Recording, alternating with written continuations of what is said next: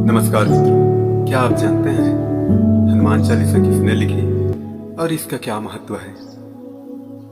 हनुमान चालीसा अवधि में लिखी एक काव्यात्मक रचना है जिसमें प्रभु श्री राम जी के महान भक्त हनुमान जी के गुणों एवं कार्यों का 40 चौपाइयों में वर्णन किया गया है।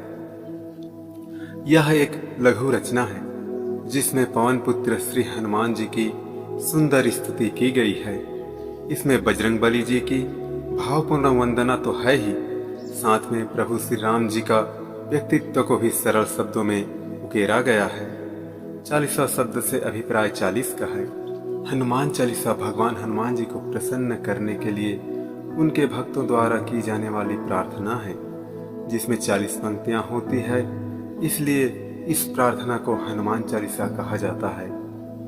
हनुमान चालीसा को भक्त तुलसीदास जी द्वारा लिखा गया है, जिसे बहुत ही शक्तिशाली माना जाता है। श्री हनुमान चालीसा का नियमित पाठ करने से आपको जीवन में भय से मुक्ति मिलती है और साथ में आपकी हर मनोकामनाएं पूरी होती है। गोस्वामी तुलसीदास जी द्वारा रचित हनुमान चालीसा में चमत्कारी शक्तियों का वर्णन भी किया गया है। श्री हनुमान चालीसा का पाठ करने से हनुमान जी की कृपा हमेशा बनी रहती है। वैसे तो पूरे भारत में यह बहुत ही लोकप्रिय है, किंतु विशेष रूप से उत्तर भारत में यह बहुत ही प्रसिद्ध एवं लोकप्रिय है। लगभग सभी हिंदुओं को यह कंठस्थ होती है। सनातन धर्म में हनुमान जी को वीरता, भक्ति और साहस की प्रतिमूर्ति माना जाता है। शिव जी के रुद्रावतार माने जाने वाले हनुमान जी को कई नामों से जाना जाता है, जैसे कि बजरंगबली, पवन पुत्र, मारुति नंदन, केसरी नंदन, महावीर आदि नामों से भी जाना जाता है। मान्यता है कि हनुमान जी अजर अमर हैं। हनुमान जी का प्रतिदिन ध्यान करने से और उनके मंत्र जाप करने से मनुष्य के सभी भय दूर होते हैं और साथ में क्लेश भी मिटते हैं। इसके गंभीर भावों पर विचार करने से मन में श्रेष्ठ ज्ञान के साथ भक्ति भाव जागृत होता है।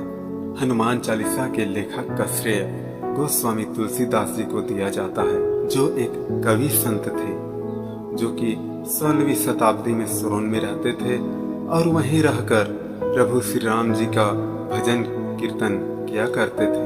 उन्होंने हनुमान चालीसा के अंतिम श्लोक में अपने नाम का उल्लेख भी किया है। जो कोई भी हनुमान जी की भक्ति भाव के साथ इसका जप करेगा, उस पर हनुमान जी की कृपा होगी। विश्व भर के हिंदुओं में यह एक बहुत लोकप्रिय मान्यता है कि हनुमान चालीसा का जाप गंभीर समस्याओं में हनुमान जी के दिव्य हस्तक्षेप का आह्वान करता है। गोस्वामी तुलसीदास एक हिंदू कवि, संत और दार्शनिक थे, जो श्री राम जी के प्रति अपनी भक्ति के लिए प्रसिद्ध थे। कई लोकप्रिय कार्यों के संगीतकार, उन्हें महाकाव्य रामचरितमानस के लेखक के रूप में भी जाना जाता है, जो स्थानीय अवधी भाषा में रामायण का एक पुनर्लेखन है। कहा जाता है कि तुलसीदास जी को हनुमान चालीसा लिखने की प्रेरणा मुगल सम्राट अकबर की कैद से मिली।